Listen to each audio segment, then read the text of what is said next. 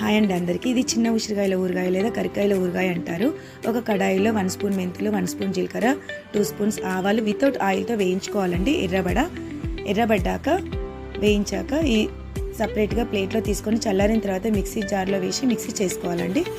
ఆ తర్వాత ఒక బౌల్ తీసుకొని 1 గ్లాస్ మిర్చి పౌడర్, 1 గ్లాస్ సాల్ట్, ఇప్పుడు పట్టుకున్న మసాలా పౌడర్ వేసి మిక్స్ చేసుకోవాలి.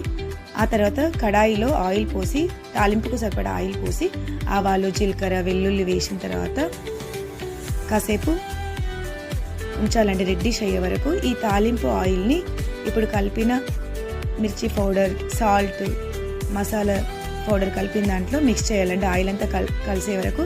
ఇప్పుడు లెమన్ జ్యూస్ మీకు సరిపడా ఎంత పులుపు కావాలో అంత తీసుకోవాలండి. తర్వాత 2 గ్లాస్ గరికాయలు లేదా చిన్న ఉసిరికాయలు తీసి కలుపుకోవాలండి. పికిల్ రెడీ అవుతుంది. Thank you for watching.